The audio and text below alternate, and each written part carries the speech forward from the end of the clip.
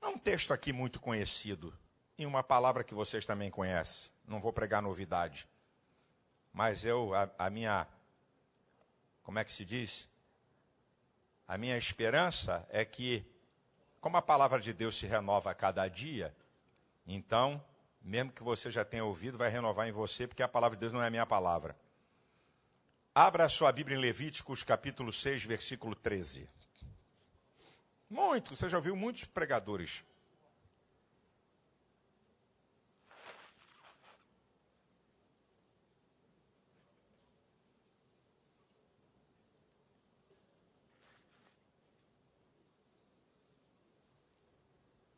Não adianta procurar perto de Isaías não, irmão. Está no Pentateuco. Está nos 5 livros iniciais.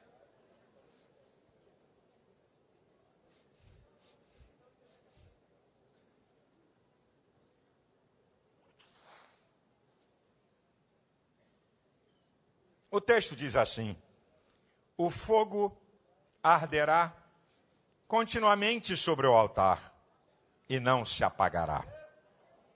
Você pode repetir, eu só vou começar.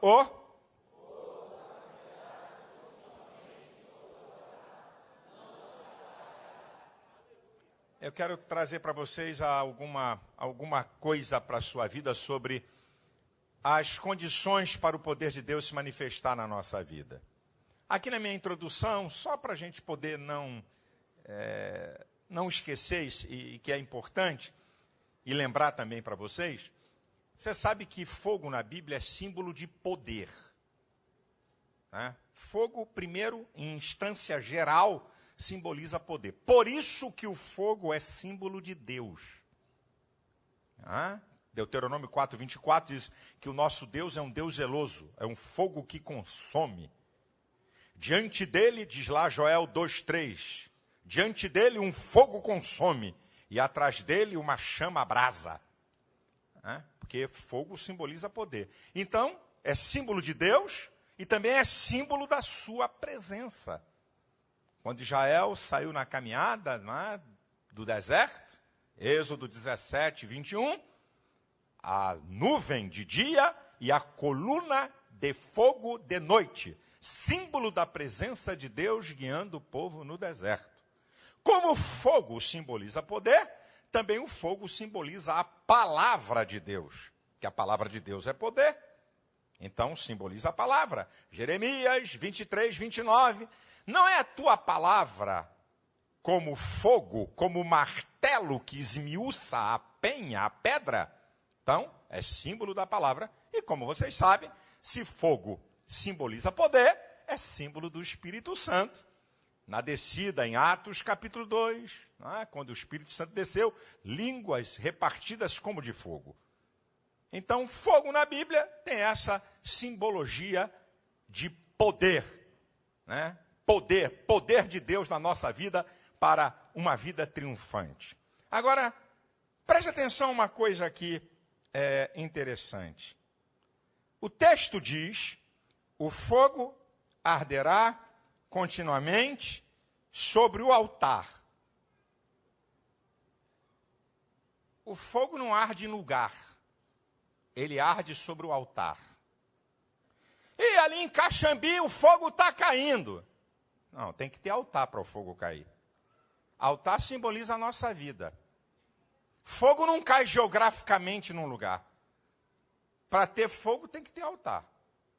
Não, porque ali em Cascadura o fogo está caindo. Caindo aonde? O fogo não cai geograficamente, ele cai sobre o altar. Tem que ter altar. Na tipologia bíblica, personagens e fatos do Antigo Testamento que simbolizam personagens e fatos do Novo Testamento e que são lições para a igreja de hoje. Para ter poder de Deus, tem que ter altar. Agora, o capítulo 6, e versículo 13, o fogo arderá continuamente sobre o altar e não se apagará, ele está aqui concluindo uma ideia que começa no capítulo 1.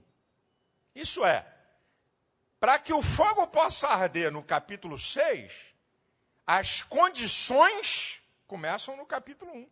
Tem condições. O fogo não arde sobre o altar porque resolveu e acabou. Não, tem condições. Tem as condições para esse fogo arder sobre o altar, e é elas que eu quero ver aqui. Porque tem gente que pensa que Deus escolhe alguém e dá a ele poder porque gostou da cara dele, e acabou. Está encerrado.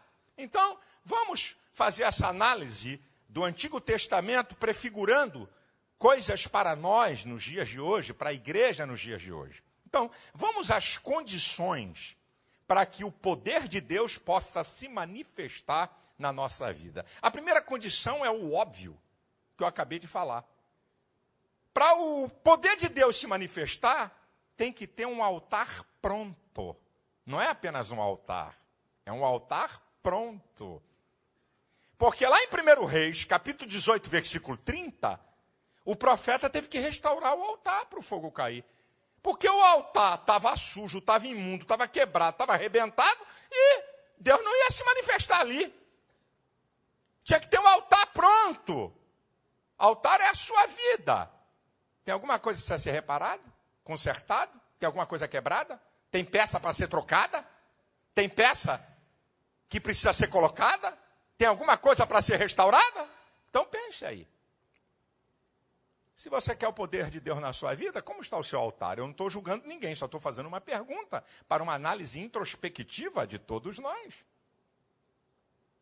Como está o altar da sua vida, já que nós somos o povo do fogo, o povo pentecostal, maravilha, manda fogo, Jeová, manda fogo, manda poder, é o povo pentecostal que gosta do poder e do fogo, você gosta,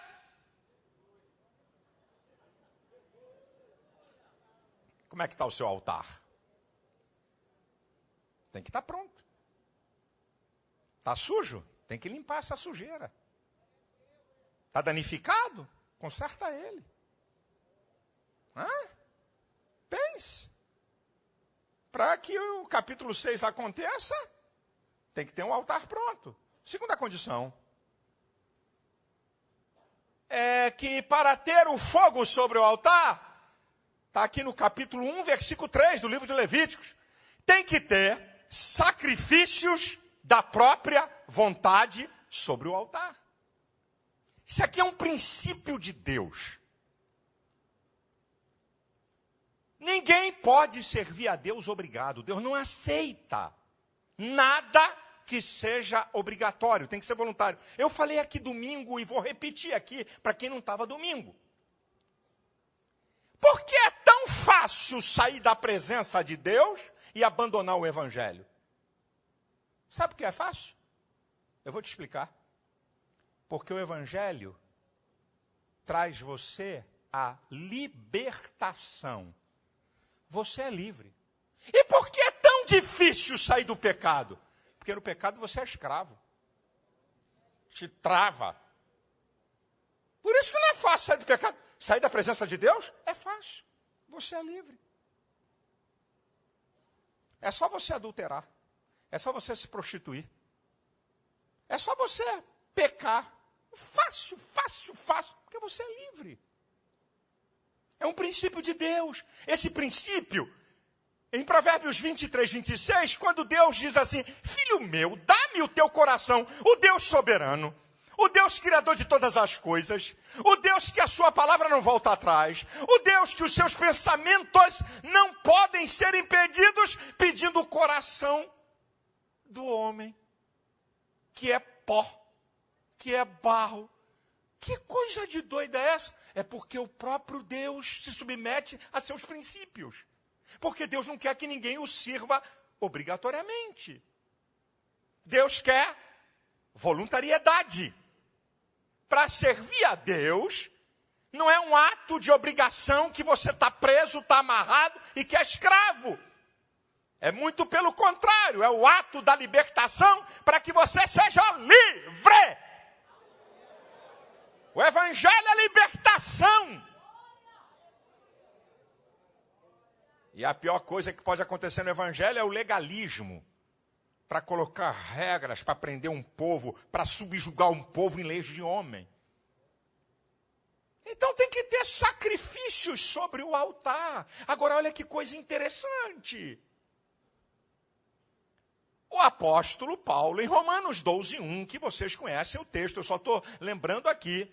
Rogo-vos, pois, irmãos, pela compaixão de Deus, que apresentei os vossos corpos como sacrifício vivo, santo e agradável a Deus, que é o vosso culto racional. Olha, Paulo está dizendo o seguinte, lá no Antigo Testamento, se colocava sobre o altar corpos de animais. Aqui na graça, é o meu corpo que está sobre o altar. Como sacrifício vivo, e a palavra é incrível, que é o vosso culto racional. Isso é, não é uma coisa de abestado translocado, é uma coisa que eu faço com a minha inteligência, com a minha percepção, com o meu domínio de conhecimento, com meus sentimentos e vontade. E Pedro vai reforçar em 1 Pedro 2,5. Olha, como vocês também são pedras vivas, vocês também foram edificados casa espiritual, sacerdócio santo, para apresentar sacrifícios agradáveis a Deus por Jesus Cristo. O sacrifício hoje não é de um animal, ou de um cordeiro, ou de um bode, ou de uma cabra, ou de uma pomba, mas é a minha vida no altar de Deus, dizendo não para meu desejo, dizendo não para o pecado. Esse é o sacrifício vivo que tem que ser voluntário sobre o altar.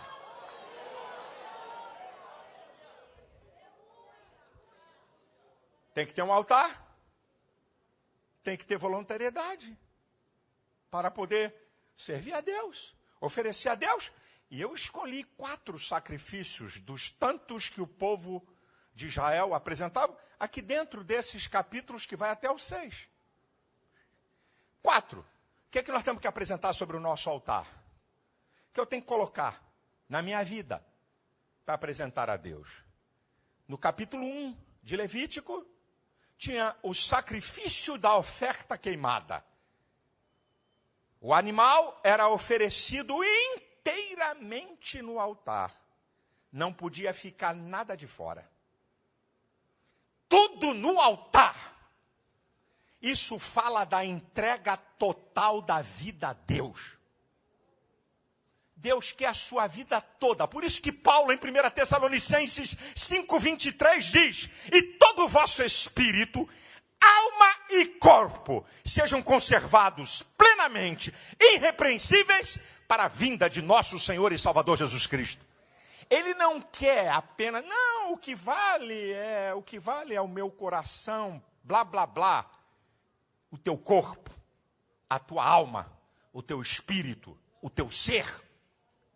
É todo você. É todo você. A maneira que você se veste, a maneira que você fala, a maneira que você interage, a maneira que você é, o que você pensa, o que você sente, como você reage, é todo você. Não pode ficar nada de fora, seus sentimentos não podem ficar fora do altar. Seu corpo não pode ficar fora do altar. Sua vontade não pode ficar fora do altar. É a entrega total a Deus. Quer poder de Deus na sua vida? Quer fogo no teu altar? Coloca tudo que é seu, todo o teu ser, diante de Deus. Depois tinha uma outra oferta que está no capítulo 2, que era a oferta de manjares ou de cereais. Essa oferta era com a farinha fina do trigo e com azeite. Você lembra que os 3 principais produtos agrícolas, né, os principais produtos comerciais de Israel, era o vinho, o trigo, certo? E o azeite, o óleo. Então aqui tem a primeira coisa. Eles estavam oferecendo a Deus aquilo que eles produziam, que Deus permitiam eles produzir, e eles estavam então oferecendo a Deus a sua própria produção. Te achei. Você oferece a Deus aquilo que você produz? Ou você é sonegador de dízimo e de oferta? Essa oferta tem que dizer isso. Eu estou oferecendo a Deus aquilo que Ele permite eu produzir.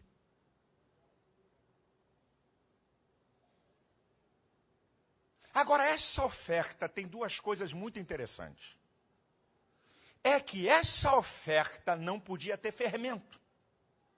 Fermento é símbolo de mistura e de impureza. E essa oferta era obrigatória ser envolvida pelo sal, símbolo de lealdade, fidelidade e comunhão plena com Deus.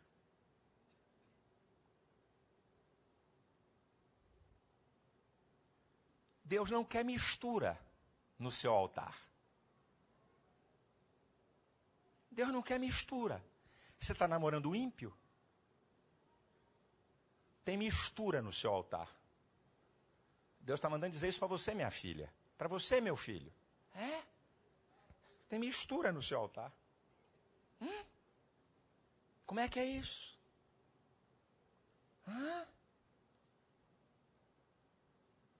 Isso aqui é sério. O altar, a oferta, não podia ser apresentada com fermento, porque significava impureza, mistura.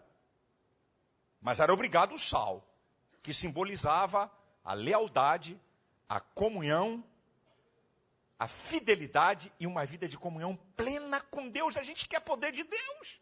Queremos a manifestação do poder de Deus na nossa vida. Meu irmão, aí você vai lá para o Novo Testamento, em outras palavras está dizendo isso. Quando Paulo, em 2 Coríntios, capítulo 6, a partir do versículo 14, ele diz: não vos prendais a um jugo desigual com o infiel. Que sociedade tem a justiça com a injustiça? Que comunhão tem a luz com as trevas?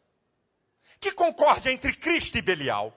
Que parte tem o fiel com o infiel? Que consenso tem o templo de Deus com os ídolos? Porque vós sois o templo do Deus vivente. Como Deus disse, neles habitarei e com eles andarei. Eu serei o seu Deus e eles serão o meu povo. Pelo que saí do meio deles. Apartai-vos. Não toqueis nada imundo, então eu vos recebereis. Vós sereis para mim filhos e filhas, eu serei para vós pai, diz o Senhor Todo-Poderoso.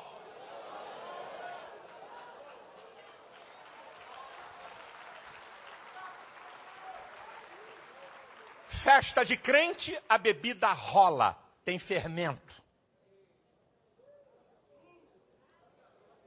Festa de crente, tem música de ímpio e gente que faz cabeça no inferno para fazer sucesso. Tem fermento. Geladeira de crente, cheia de bebida. Tem fermento. Computador de crente, cheio de pornografia. Tem fermento. Zap, zap, Twitter, sei lá que diabo é, cheio de calúnia, cheio de fofoca, cheio de coisa ruim, tem fermento.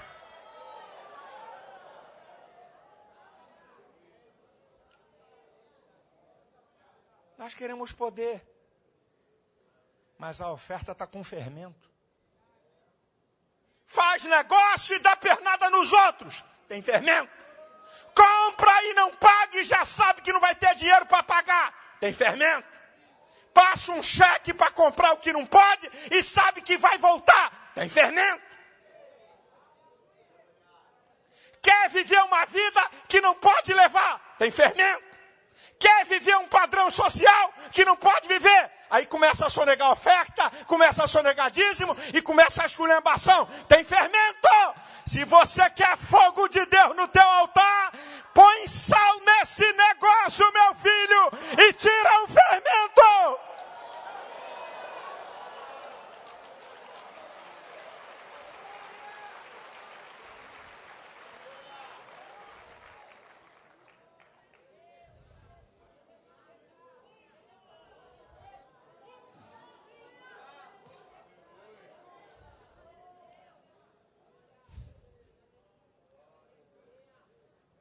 No capítulo 3 de Levítico tinha uma terceira oferta, chamada ofertas pacíficas. Essa oferta era interessante. A metade do animal era oferecida ao Senhor, e a outra metade, o próprio ofertante podia fazer um banquete, chamar familiares, chamar amigos, chamar pessoas para se reconciliarem.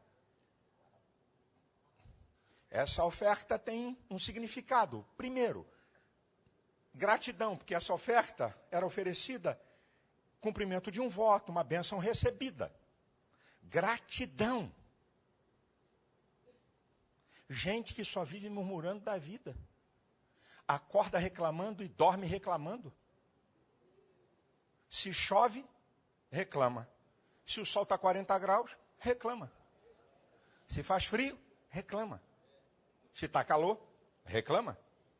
Se tem ar-condicionado na igreja, reclama, porque está frio. Se não tem ar, que calor do inferno, parece até o inferno aqui. Reclama da mulher, reclama dos filhos, reclama do marido, reclama do patrão, reclama do governo. Não tem palavra de gratidão. Não sabe agradecer. Essa oferta, ela é interessante, porque ela também tinha o papel de renovar e fortalecer a comunhão com Deus. Essa oferta tinha também um papel de renovar e fortalecer a comunhão com pessoas. E a gente pensa que o poder de Deus na nossa vida, ele vem e a gente pode viver sem ter comunhão com os irmãos. Está precisando ler mais um pouquinho a Bíblia.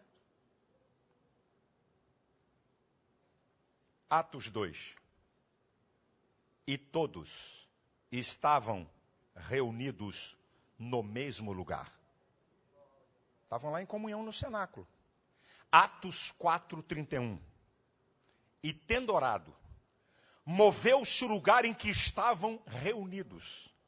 E todos foram cheios do Espírito Santo. E anunciavam com ousadia a palavra do Senhor. E em todos eles havia uma abundante graça. E pela mão dos apóstolos o Senhor fazia coisas extraordinárias. Quer fogo no teu altar? Quer poder na tua vida? Com quem você se relaciona com o povo de Deus? Vive brigando? Tem inimigo dentro da igreja? Não fala com o irmão? Teu altar está danificado. Porque sobre o altar tem que ter relacionamento profundo.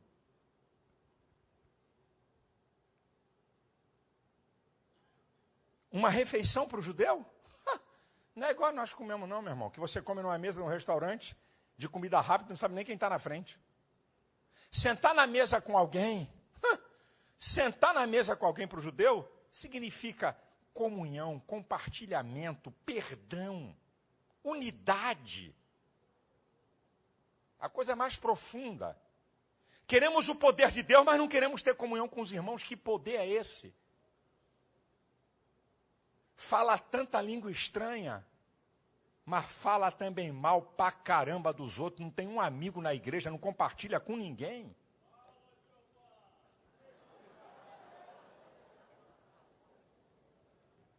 Agora, essa oferta é interessante, porque o próprio ofertante é beneficiado com o sacrifício. O sacrifício sobre o altar, ele mesmo é beneficiado e ainda tem o poder de compartilhar com outros. Sacrifícios que você coloca diante da sua vida para Deus, você é o próprio beneficiado dele. E ainda sobra para compartilhar com outros. O último, capítulo 4, a última oferta colocada sobre o altar, eu escolhi 4 que estão dentro desses capítulos, é a oferta pelo pecado e pela culpa. Essa oferta indicava a dependência de Deus. Sem Deus não tem perdão. Sem Deus não tem vida. Sem Deus não tem misericórdia. Essa oferta me diz que no altar tem confissão. Porque quando você depende de Deus e você reconhece a soberania dele, Senhor, eu sou um miserável pecador, tem misericórdia de Deus. Você sabia que tem crente que não confessa pecado? E há muito tempo. Sabe como é que ele pede perdão para o pecado? E costuma ser na Santa Ceia. Senhor, me perdoa por pensamento, palavras e obras. Ah, vai ver se eu estou na esquina, meu irmão. Que pensamento é esse? Que palavras são essas e que obras são essas? Você tem que falar. Você tem que falar, meu filho. Você tem que falar. Você tem que abrir o bocão e derramar lá no altar. Eu tenho pensado isso aqui, Senhor, me ajuda a ter. Eu estou com vergonha, mas vou dizer. Eu estou com vergonha, Senhor, mas tu sabe, mas eu vou falar porque é bíblico. A confissão, a libertação, na confissão a perdão, na confissão a remoção, na confissão a purificação. Senhor, eu tenho falado isso, tenho falado aquilo. Olha o que eu andei falando para essa pessoa. Senhor, eu vou pedir perdão a ela, mas estou aqui já pedindo perdão. Eu fui demais.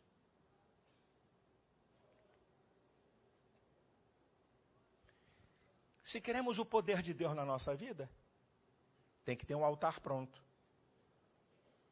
Tem que ter sacrifício voluntário sobre o altar.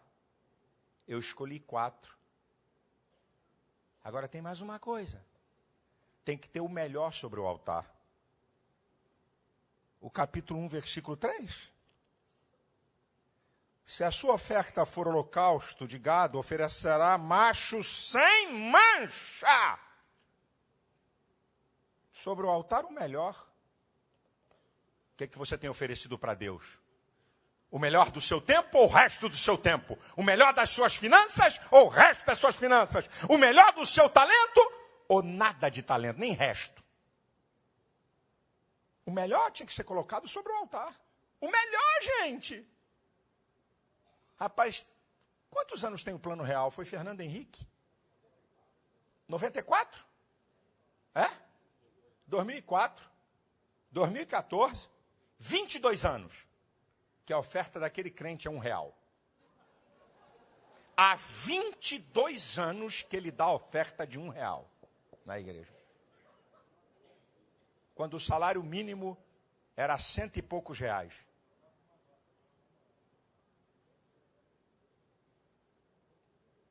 Tem uns que já amassam e vem um bolinho igual papel amassado no canto.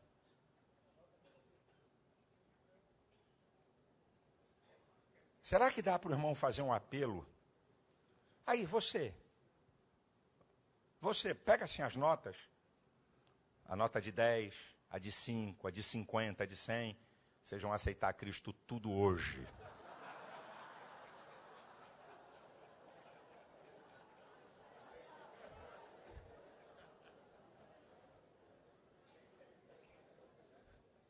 Tem gente talentosa.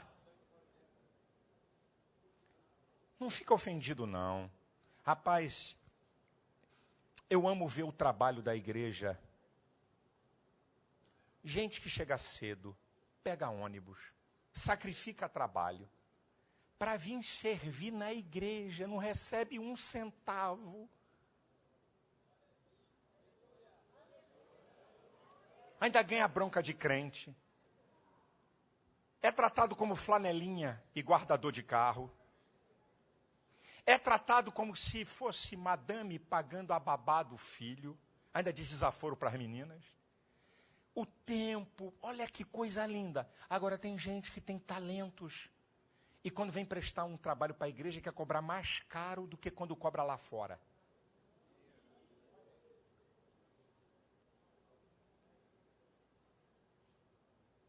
Tem talento em alguma área. Não, isso aí a igreja tem que me pagar. Não, isso aí eu não faço, não. Isso aí não. Tem que me pagar.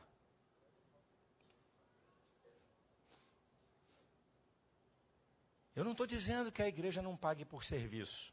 Eu não estou dizendo que irmão que vai trazer um trabalho real, um trabalho que a igreja precisa, que ele não vai cobrar. Não estou falando isso. O irmão é eletricista, vive disso e tem que fazer uma instalação na igreja e tal. Olha, pastor, aí eu tenho que dizer, né, irmão? Eu tenho que ensinar. Esse serviço em qualquer lugar, eu vou falar em tese, custaria R$5.000, mas como é para a igreja, o senhor só vai pagar 2. Ele está oferecendo o seu melhor. Eu vivo disso, eu não posso parar 30 dias, isso aqui vai me levar 30 dias. Eu estou falando em tese para você entender. Eu não posso ficar sem receber, porque eu sustento a minha família. Então, mas olha, isso aqui, qualquer lugar, eu cobraria 5 mil. Mas como é para a igreja e eu dependo? Vou cobrar 2. Não, é para a igreja? 10 mil. Eu sei o que é que eu estou falando. Eu sei o que é que eu estou falando.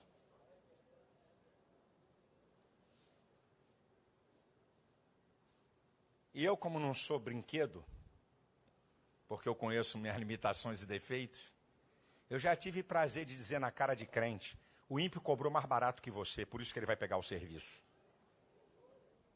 Eu já disse isso na cara de crente, o ímpio vai pegar o serviço que ele cobrou mais barato que você, para ele entender o que eu estou falando. O melhor sobre o altar.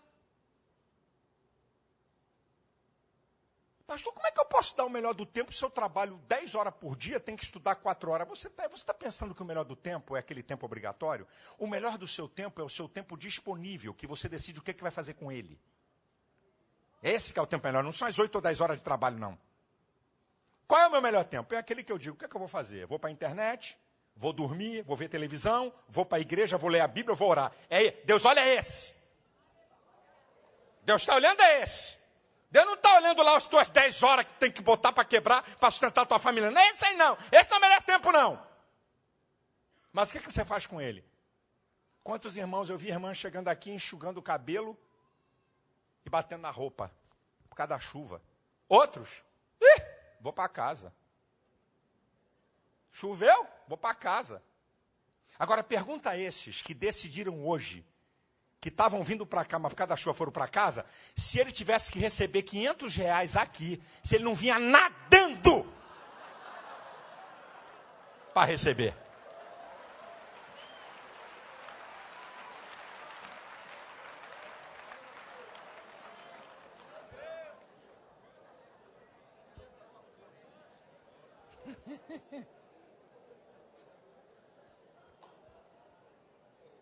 Nós queremos o poder de Deus e queremos oferecer o quê? Resto? Migalha? O pior? Rapaz, eu lembro. Irmão, querido, em Cristo digo a verdade, não minto. Eu quando olho para a minha história, quantas vezes eu entrei na rua Honório Bicalho? 88. Templo da Assembleia de Deus da Penha. Quantas vezes na hora da oferta, eu dava R$2, era o meu melhor, e eu dizia, Deus, não é isso que eu quero dar, me ajuda, eu não quero dar isso, esse é o meu melhor. Ou quando eu dava uma nota de 10, eu dizia, Deus, não é isso que eu quero dar, me ajuda.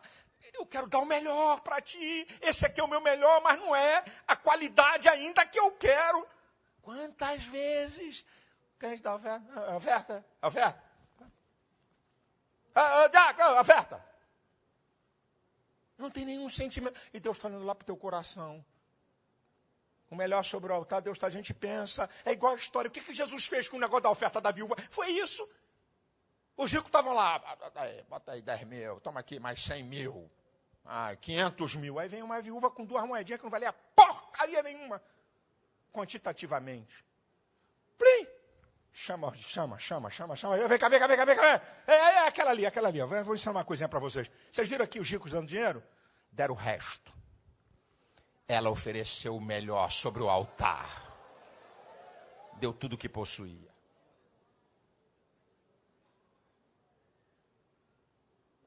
Quer poder de Deus?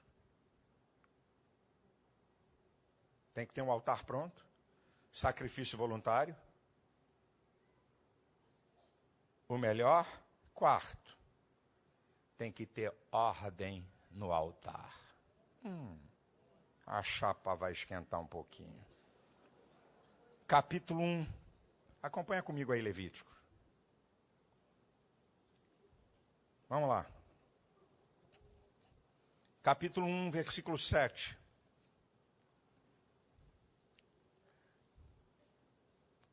Capítulo 1, versículo 7. E os filhos de Arão, os sacerdotes, porão fogo sobre o altar, pondo em ordem a lenha sobre o fogo. Versículo 8. Também os filhos de Arão, os sacerdotes, porão em ordem os pedaços. A cabeça, o redenho sobre a lenha que está no fogo em cima do altar. Versículo 12.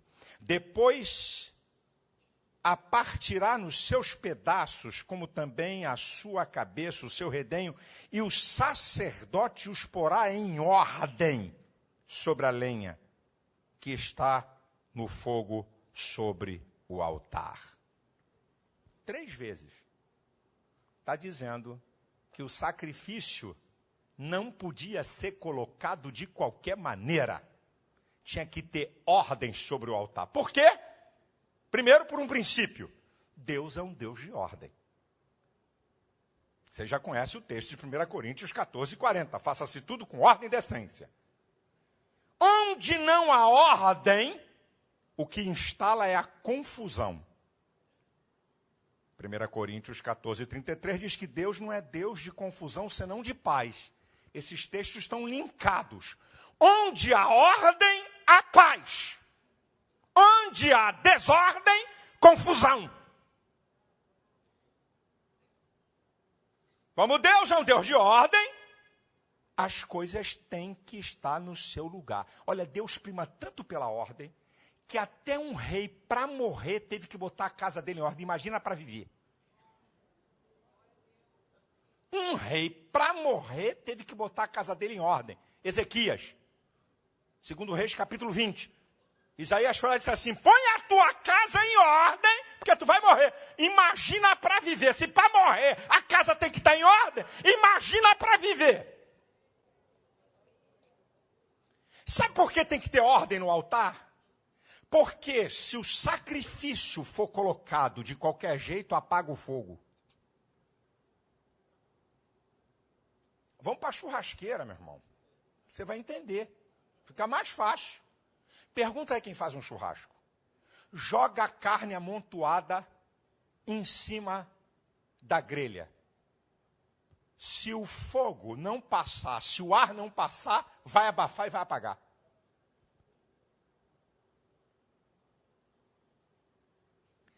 Se não tiver ordem, vamos para o churrasco. Joga um monte de carne em cima da grelha. Vai acontecer que vai ter grelha, vai ter carne queimada demais e vai ter carne crua que o fogo não vai alcançar.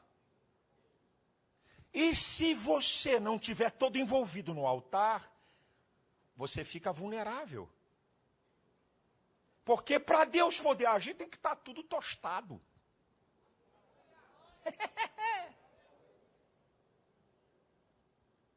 Tem que estar tudo envolvido. Então tem que colocar em ordem. Para que todas as partes do animal pudessem ser tostadas igualmente.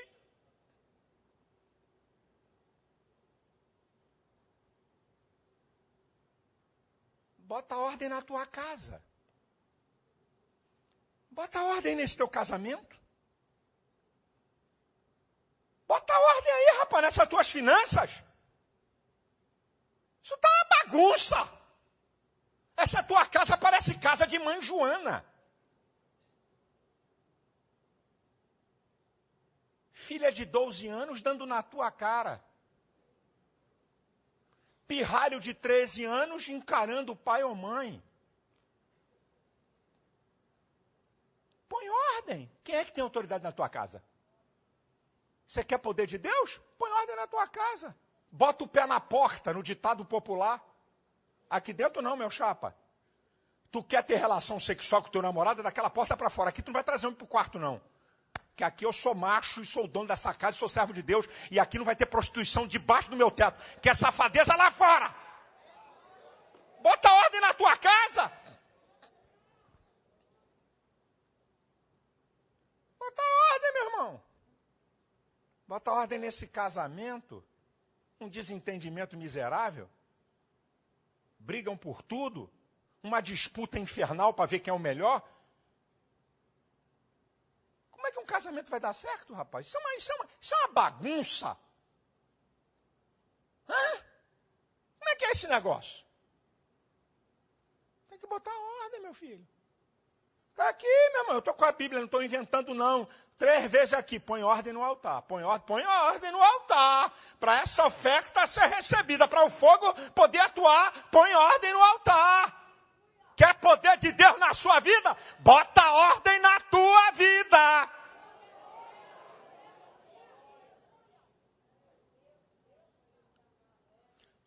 O fogo arderá continuamente sobre o altar e não se apagará. Quem quer isso para a sua vida?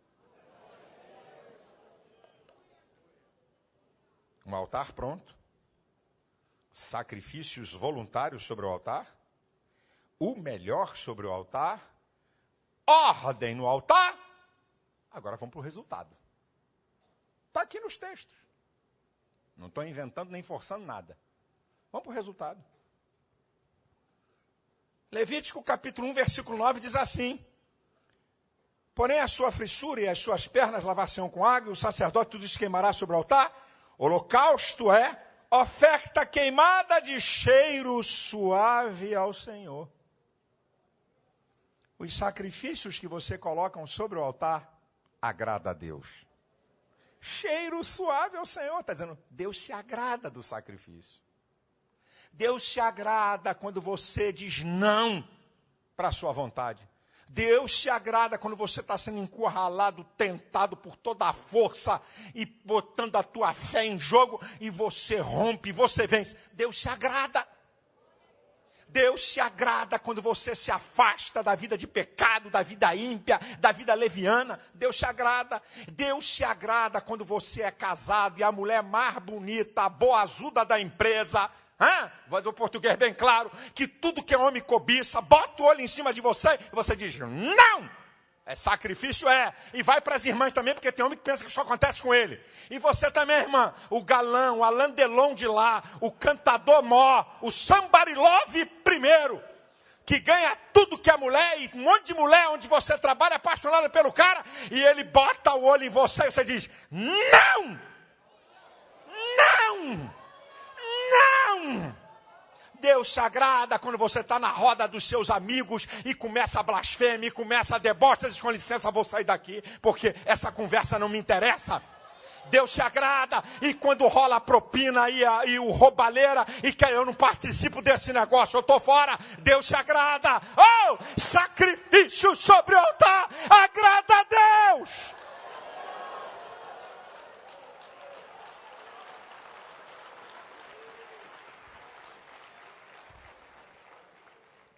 Acompanha comigo o capítulo 9, é resultado. Agora estamos no resultado. Agora é para o fogo. Agora é para o fogo queimar no altar. Capítulo 9, versículo 23. Deus se agrada. Segundo lugar, na segunda parte do versículo. Capítulo 9, 23. E a glória do Senhor apareceu a todo o povo. Aqui está falando do oferecimento, dos sacrifícios.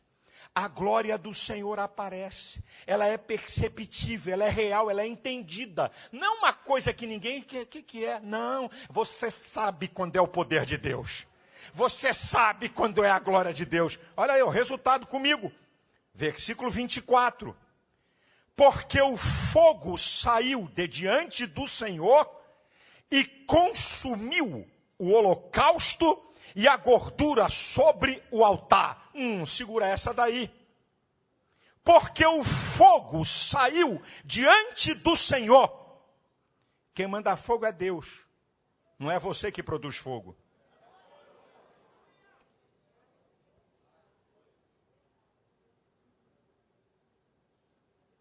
Tem um monte de pregador querendo produzir fogo. O fogo saiu da presença do Senhor e...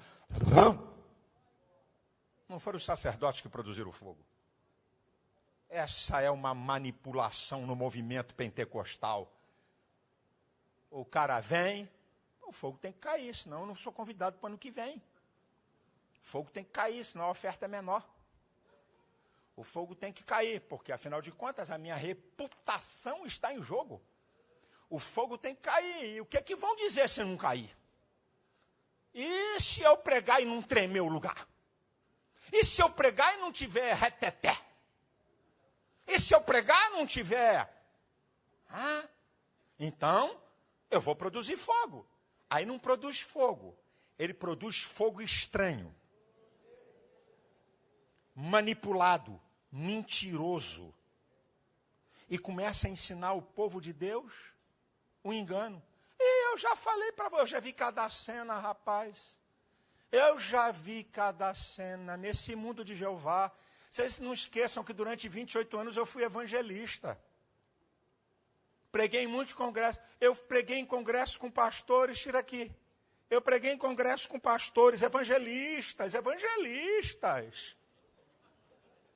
Eu preguei com eles em congressos. Eu pregava numa reunião, eu pregava em outra.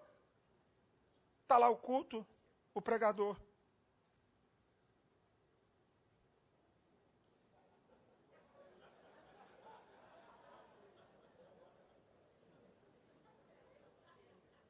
A irmã canta, o povo se alegra. Está o pregador.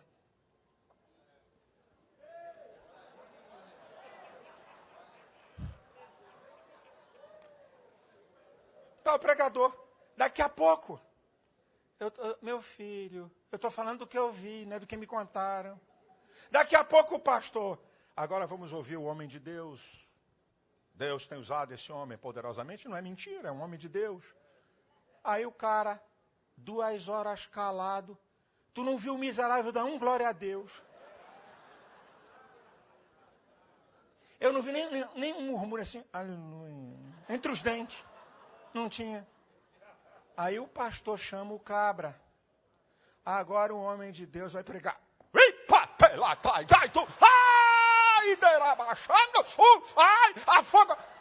Palhaço.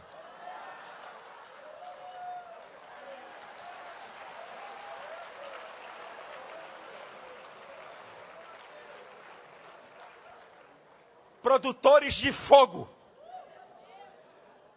Produtores de fogo. Produtores de fogo. E o fogo saiu da presença do Senhor e lambeu o altar. Eu quero é fogo de Deus na minha vida. Eu quero é de Deus e não de homem. Orabaxandarabacalarabass.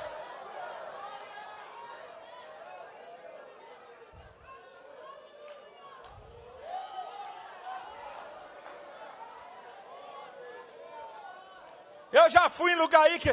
Pastor, o senhor... Eu vou deixar no ponto para o senhor pregar. Não entra assim não. Não entra assim não. Eu vou...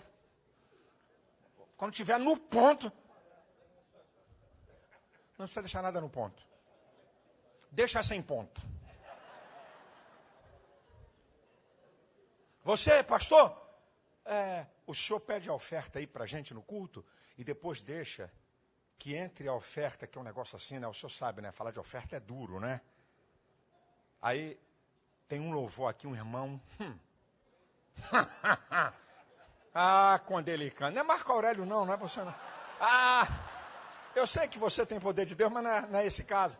Lá, ele vai virar tudo aqui. Aí o senhor entra. Não precisa não. Eu vou pedir a oferta e vou pregar. Pode, não precisa de ninguém. Preciso de animador de auditório. Se quiser alguém que cante para louvar a Deus, ok, não tem nenhum problema. Animador de auditório, não, porque para o fogo cair. Uma vez, rapaz, na Honório Bicalho. Na Honório Bicalho, era líder de mocidade. Trouxe um cabra que cantava e pregava. Na época da fitinha cassete. E ele estava cantando um hino de fogo. E no meio do hino...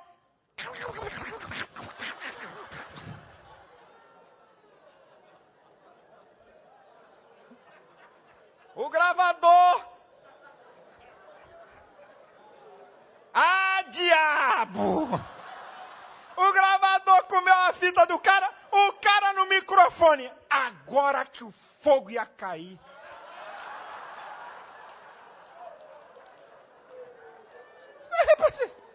O que?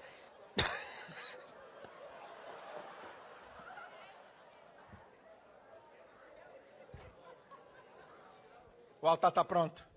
Tem sacrifício voluntário. Tem o melhor sobre o altar. Tem ordem sobre o altar. Deus vai mandar o fogo sobre esse altar.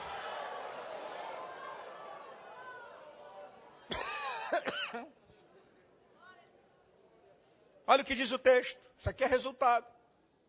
Versículo 24. O que vendo todo o povo, jubilaram.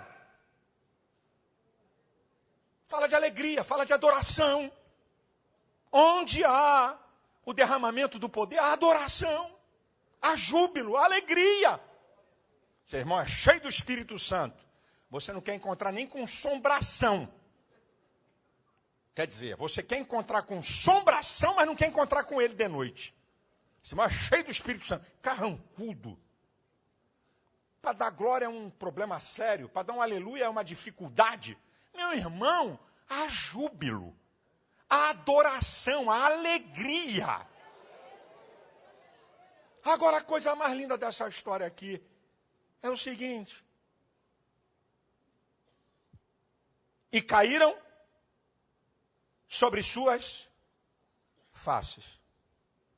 E caíram sobre suas faces. Diante do poder de Deus, o homem reconhece o seu lugar. Que inversão está acontecendo? Gente cheia do poder de Deus, metido a besta, orgulhoso, presunçoso, pensa que é mais espiritual do que outros. É o contrário. Quando o fogo de Deus desceu, caíram sobre suas faces. Diante do poder de Deus, o homem sabe realmente quem ele é, meu irmão. Não é diante do poder de Deus para ficar metido a besta, porque fala língua estranha, porque profetiza, porque tem revelação. Eu cheguei aqui, com licença. Com licença. Deus vai falar. Até agora vocês estavam brincando de pique.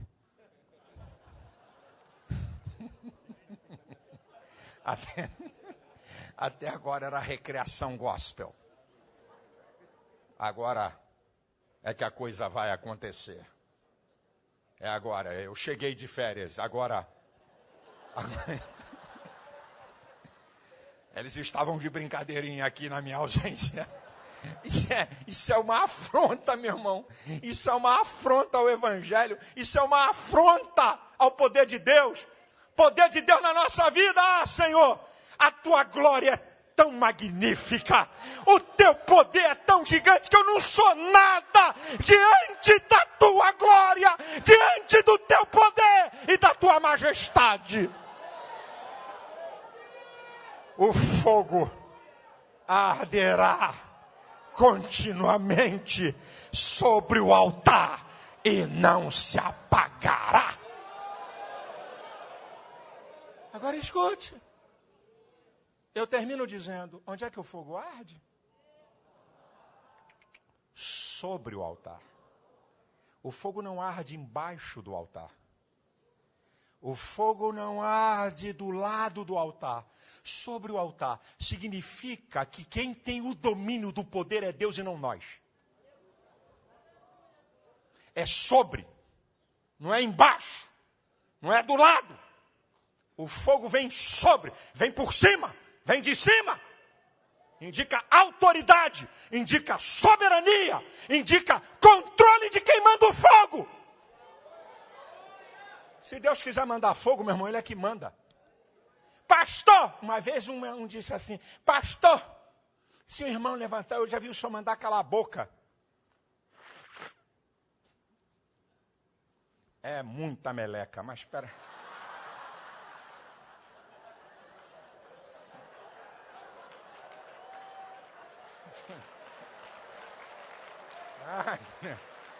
Eu estou me segurando aqui, irmão. Uma vez, pastor, eu já vi o senhor mandar profeta calar a boca. Não, você não me viu mandar profeta calar a boca. Você me viu um falador, eu mandar ele calar a boca. Quer dizer, eu já vi o senhor, quer dizer que se alguém falou só para a mensagem, meu irmão, se Deus usar alguém para querer falar alguma coisa, ou se Deus quiser fazer alguma coisa diferente no culto, eu me dobro. eu não resisto. Agora não vem aqui com macaquice, não vem aqui com palhaçada, não vem aqui com manipulação, que aí vai encontrar a minha autoridade. Agora eu, diante da autoridade de Deus, eu não sou nada. Eu me dobro, eu me rendo. Porque o poder pertence a Ele. Ele faz como Ele quer. Se um dia Ele quiser derramar fogo e eu não pregar, eu não prego. Se um dia um coral cantar e Deus quiser mandar uma chuva de Pentecostes sobre a igreja, eu não sou criança, eu tenho discernimento. Eu paro tudo e deixo o fogo lamber, porque ele vem do alto, ele vem de Deus. O rabachandarabacalarabass.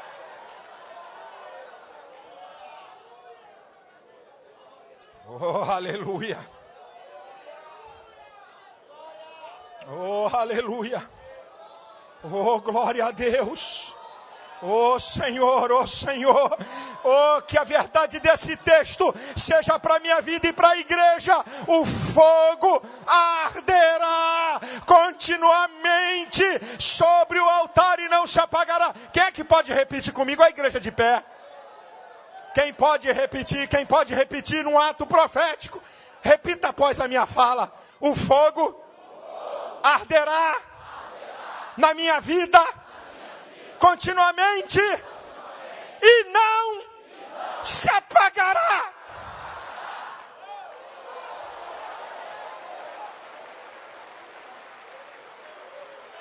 Aleluia. Aleluia. Que assim seja, meu irmão. Vamos deixar o nosso altar pronto. Vamos colocar sacrifícios voluntários sobre o altar. Vamos colocar o melhor sobre o altar.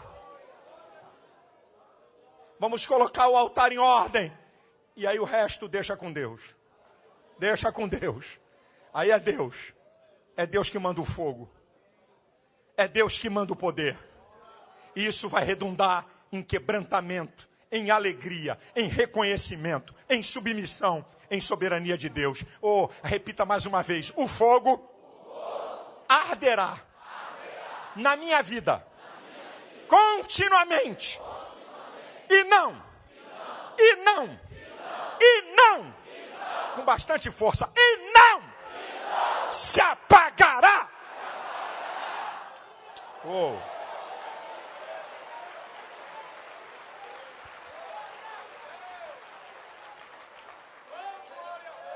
Abra a tua boca aí, irmão. Glorifica o nome desse Deus. Adore a Ele. Oh, glória. Aleluia. Se alegre na presença desse Deus maravilhoso. Ele está entre nós. A Ele seja a glória. A Ele seja a honra. A Ele seja o louvor para todos sempre. Aleluia. Glória a Deus. Aqui estão o pão e o vinho, elementos da Santa Ceia. O pão que representa o corpo do Senhor Jesus, que foi ferido por nós na cruz do Calvário, e o vinho que representa o sangue do Senhor que foi derramado por nós, preço da nossa vitória, da nossa salvação e da nossa entrada nos céus. O Senhor Jesus, na noite em que Ele foi traído, Ele tendo dado graças, partiu o pão e disse: tomai e comei, isso é meu corpo que é partido por vós. Semelhantemente, Ele tomou o cálice, dizendo: esse cálice é o novo testamento do meu sangue. Fazer isso em memória de mim. Oremos. Senhor, nosso Deus e nosso Pai, te damos graças, ó Pai, por esta noite tão especial, tão preciosa, quando mais uma vez nos lembramos da morte da cruz, do sangue derramado, corpo ferido e entregue por nós, quando nós deveríamos morrer naquela cruz, quando nós éramos malditos e condenados ao inferno, o Senhor Jesus se fez maldição por nós. Entregou-se a si mesmo, sendo cheio de glória, de poder e majestade, esvaziou-se a si mesmo, sendo obediente até a morte de cruz, para nos salvar, para nos livrar do poder do inferno e nos levar para o reino do Filho do seu amor. Te damos graças, ó Pai, pela tua bondade e misericórdia, pela tua graça sobre nossa vida, o favor imerecido que nos faz assentar à tua mesa contigo nesta noite. Abençoa este pão, abençoa este vinho, abençoa a tua igreja que irá participar, que a nossa comunhão seja renovada nesta noite. Ó Deus, que haja o poder do perdão sobre as nossas vidas, que haja, ó Deus, renovação espiritual, que haja poder para testemunharmos e pregarmos o teu evangelho. Ó Deus querido, nós te louvamos e te adoramos, porque a cruz está vazia, o túmulo está vazio, e o Senhor Jesus ressuscitou para a nossa vitória, e o Senhor está entre nós. Te adoramos, ó Deus, e pedimos a tua bênção sobre este momento, no nome de Jesus. Amém e amém. A igreja pode se assentar. Os nossos obreiros vão distribuir o pão e o vinho simultaneamente e nós vamos participar desse momento. Se você está em comunhão, participe do pão e do vinho da mesa do Senhor Jesus. Vamos louvar ao Senhor.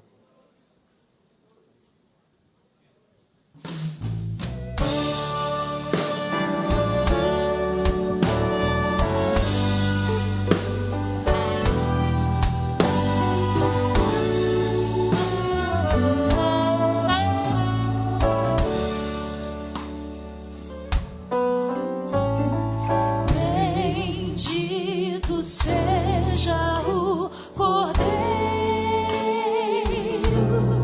que na cruz por nós padeceu.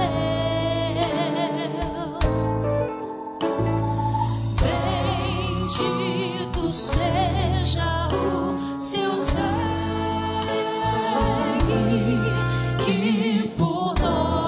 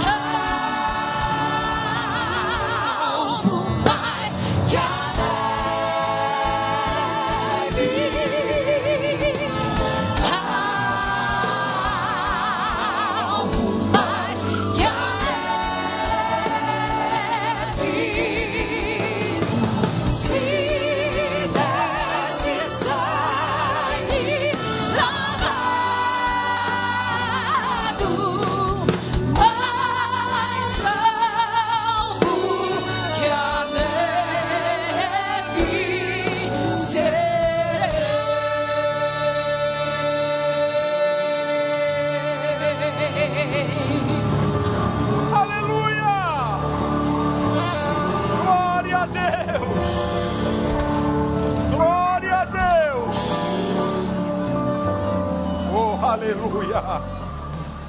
Oh, aleluia. Oh, glórias ao nome do Senhor. Aleluia. Aleluia. Glória a Deus.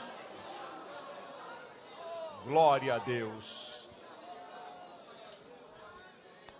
Meus amados irmãos, na Santa Ceia do primeiro domingo de março, eu, como tenho uma boa escola, aprendi com o nosso mentor, o pastor, saudoso pastor José Santos, que a Santa Ceia é um culto onde o pastor, não é? A palavra pastoral é muito importante para a saúde da igreja, para a identificação da igreja com o pastor e o pastor com a igreja. Então, eu abro mão, raríssimas vezes, quando eu saio, eu digo para o pastor Dilton, que é meu vice-presidente, que me substitua aqui na pregação da palavra. Mas, agora em março, eu vou trazer aqui para pregar na Santa Ceia um pastor que é um referencial e tem parte na minha história. O pastor Eliseu Menezes, da Assembleia de Deus da Ilha do Governador. É um pastor de mais de 80 anos de idade, 86 anos, forte, com uma experiência pastoral que eu sou fichinha, mas fichinha mesmo, diante da grandeza do ministério. E a minha história tem a ver também com o pastor Eliseu Menezes. Deus usou esse homem na minha vida. E eu tinha um desejo de trazê-lo aqui, porque foi uma mensagem que ele pregou lá na Honório Bicalho, quando eu era garoto, eu tinha 14 anos. Deus usou o pastor Eliseu Menezes para pregar uma mensagem que mexeu com a minha vida. E eu sempre tive vontade de trazê-lo aqui, mas essa corrida para lá e para cá, então ele vai estar aqui, na Santa Ceia do mês de março. Eu gostaria que você incentivasse os outros irmãos a estarem aqui. Eu tenho certeza que vai ser bênção a palavra de um homem muito abalizado, muito experiente, um grande pastor. Também quero pedir que você ore. Eu muitas vezes não dou detalhes, porque Deus sabe de tudo, e é bom Deus saber de tudo, e a gente orar confiando que se Deus sabe de tudo, é Ele que pode trazer a resposta. Eu tenho decisões importantes aqui essa semana, que envolvem a vida da igreja, e eu peço que na sua oração você ore: Senhor, dê sabedoria, dê direção ao pastor, dê graça, para que ele possa tomar as decisões certas e corretas.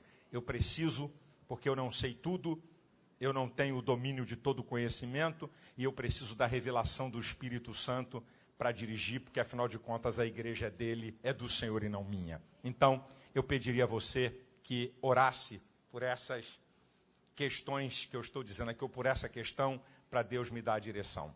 Que Deus possa te abençoar, que o fogo possa arder sobre o altar e jamais se apagar na sua vida. Que você tenha uma semana abençoada, que propósitos de Deus se manifestem, que promessas de Deus aconteçam, que milagres, que haja resposta de milagres na sua vida. Que o Senhor possa estender o seu braço forte, a sua mão, manifestar o seu poder na sua casa, na sua família, com cura, com milagres, com transformação, com portas abertas. A graça de nosso Senhor e Salvador Jesus Cristo, o grande amor de Deus e as consolações do Espírito Santo sejam sobre todos, e todos digam amém. Vá em paz.